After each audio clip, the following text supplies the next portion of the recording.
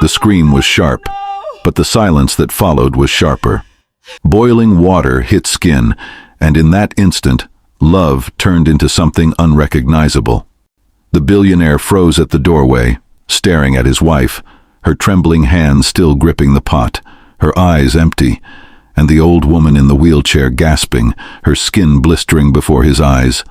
For 10 long seconds no one moved, not the servants, not the guards, not even him, because what he saw wasn't an accident, it was a choice.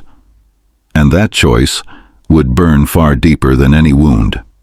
They say every mansion hides its secrets, but some secrets don't stay quiet when the truth starts to boil. Before we dive deeper, let us know in the comments where you're watching from. We'd love to hear from you.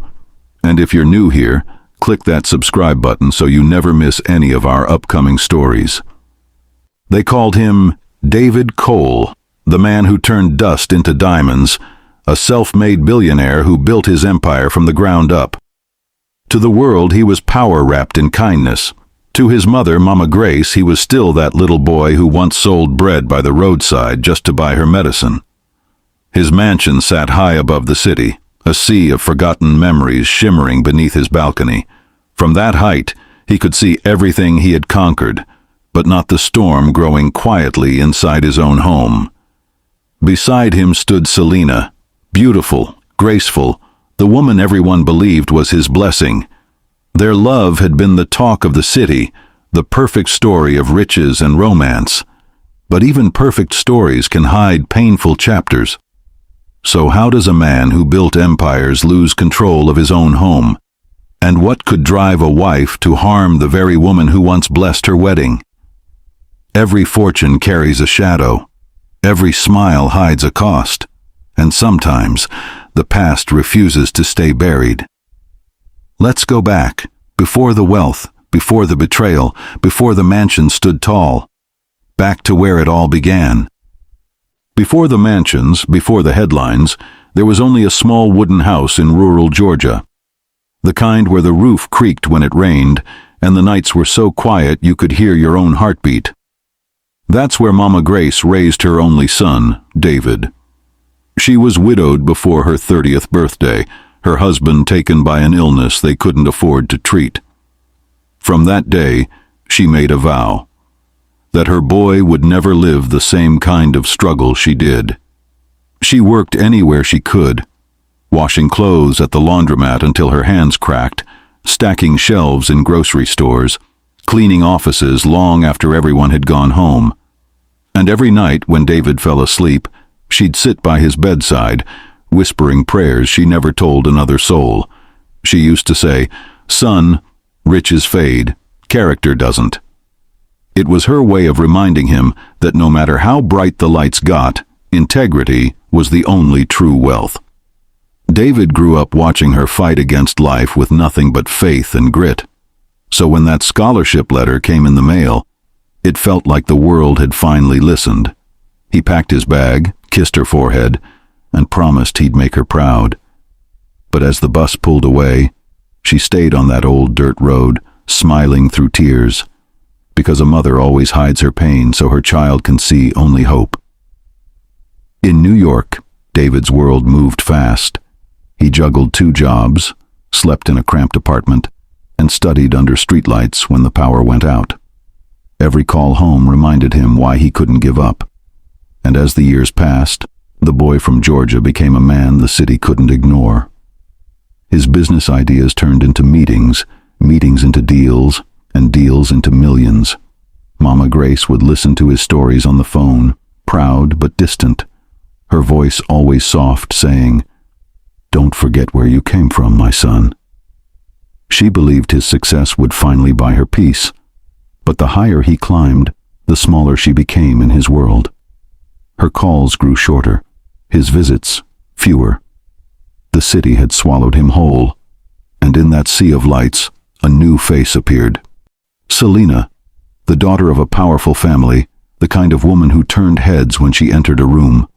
Elegant, confident, flawless, everything David thought he'd been working toward. They met at a corporate gala, surrounded by crystal glasses and fake smiles. The moment he saw her, it felt like destiny. The problem was, destiny can sometimes wear a disguise. When David brought Selena home to meet Mama Grace, the air in that little Georgia house grew cold, though no one could explain why. Selena smiled politely, spoke softly, even helped set the table, but something about her warmth felt rehearsed. Mama Grace said nothing, only watched. A mother's heart can sense storms before the clouds form. And as Selena took David's hand that night, Mama Grace looked out the window and whispered to herself, "Some storms don't start with thunder. Sometimes it's just silence before the rain." The wedding was everything the city could talk about. A golden ceremony under chandeliers, violins humming through marble halls, and guests dressed like royalty. Cameras flashed, glasses clinked, and David, his smile wide, his heart full, believed he had it all. In the middle of that glittering crowd sat Mama Grace, her hands folded neatly in her lap. She wore a simple blue dress, the same one she'd sewn years ago for church.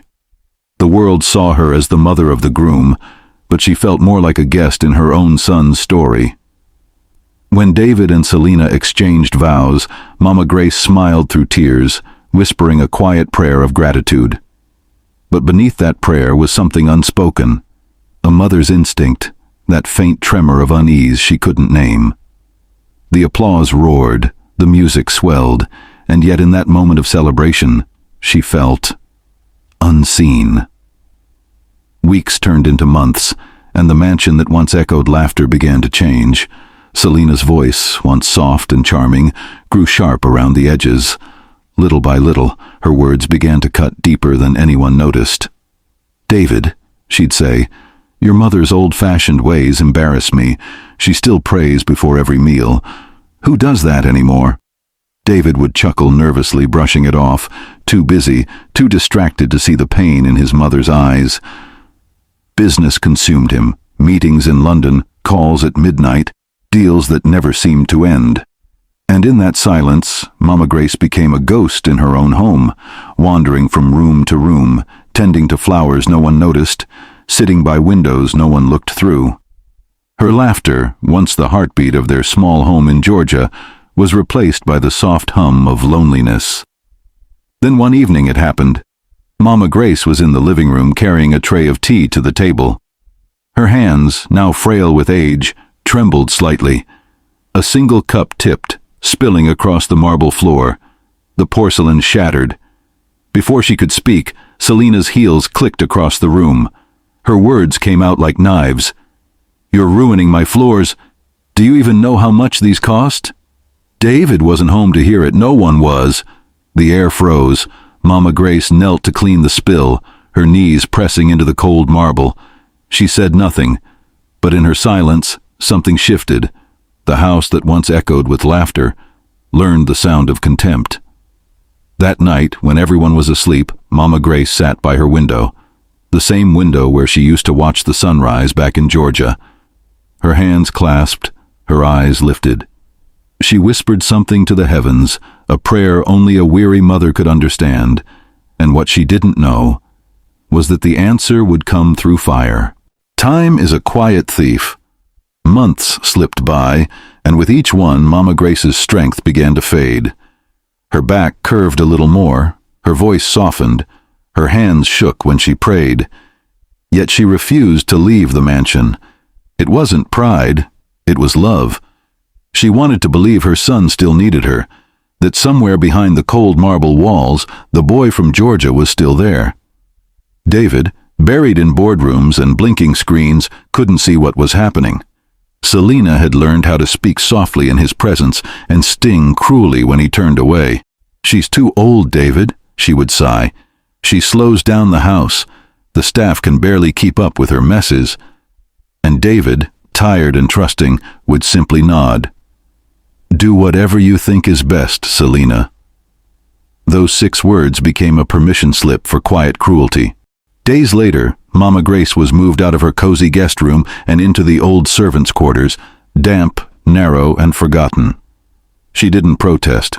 She only smiled faintly and said, As long as I'm near my son, I'll be fine." But the truth was far from fine. The woman who once nursed kings in the making now waited for leftovers at her own son's table. While David stood beneath bright lights at business galas, shaking hands and smiling for cameras, Mama Grace sat alone with a tray of cold soup on her lap. He toasted champagne under chandeliers while she listened to raindrops leaking through her ceiling. Two worlds under one roof, one blinded by success, the other buried under silence. By the window in her small room sat a single flower pot, a gift from David years ago, a bright red rose that used to bloom every spring. Slowly, its leaves began to fade, curling at the edges, gasping for sunlight it would never reach. Mama Grace touched it gently one night and whispered, "Don't give up on me yet." But even the flower seemed too tired to keep believing. If this story has your heart racing, comment, "I'm still watching." Let's see who's truly following till the end. Then came the night of the storm. Thunder rolled across the sky like a warning, and the rain came down in waves. Water seeped through the cracked roof of the servants' quarters, flooding the small room. Mama Grace called out, softly at first, then louder, desperate. "Selina, please, help me." Her voice echoed down the hall, but no one came. Selina heard her from the master bedroom and turned away. The next morning, when the maid asked if she should check on Mama Grace, Selina's answer was cold as the marble floors. "She can manage." That day the rain washed the roof, but not the cruelty beneath it. Fate has a way of waiting for the right moment to unveil its truth. After weeks abroad, David's flight from Dubai landed earlier than expected. Exhausted but longing for home, he decided to surprise his wife and his mother. As his car rolled through the mansion gates that night, rain still glistened on the pavement from the previous storm. The house looked calm, peaceful even, but inside, a moment was waiting that would shatter every illusion he had built. He walked through the grand hallway, briefcase in hand, calling softly, "Selina? Mama?" No one answered. Then came a sound, faint, like the hiss of steam. As he turned the corner into the kitchen, the world stopped. There she was, Mama Grace, slumped in her wheelchair, her skin glistening with boiling water, and Selina, standing over her, the pot trembling in her hands, steam rising like smoke from a fire that could never be undone. The pot crashed to the floor.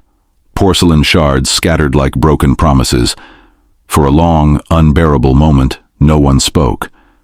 Only the sound of David's heartbeat filled the silence. His eyes darted between the woman who gave him life and the one he had chosen to share it with. And in that silence, two hearts broke, one from pain, the other from realization. He ran to his mother's side, his knees hitting the cold marble as tears blurred his vision. Memories struck like lightning. Mama Grace's voice at his graduation, her hands packing his lunch when he was just a boy, her words echoing in his mind. "Son, riches fade, character doesn't." And as he cradled her trembling hands, he finally saw the truth. He had built a kingdom, but lost the queen who taught him how to build. Mama Grace opened her eyes, her breath shallow but steady. Even in agony, her voice carried peace. "Don't be angry, my son," she whispered, her words trembling through the pain. "Forgive her. It's the only way your heart stays clean." David wanted to speak, to scream, but his throat locked. Her eyes glimmered, not with fear, but with acceptance. Moments later, the doctor arrived, rushing through the door. As he tended to her burns, he paused, his face pale. Then came the truth David never expected. Mama Grace had been hiding something. Months of quiet doctor visits, pain disguised as fatigue. She was terminally ill. The illness had already begun to claim her long before that night. Her forgiveness wasn't weakness. It was her farewell gift. She had known her time was short. She had chosen peace over vengeance, grace over bitterness. Even as her body burned, her soul was free.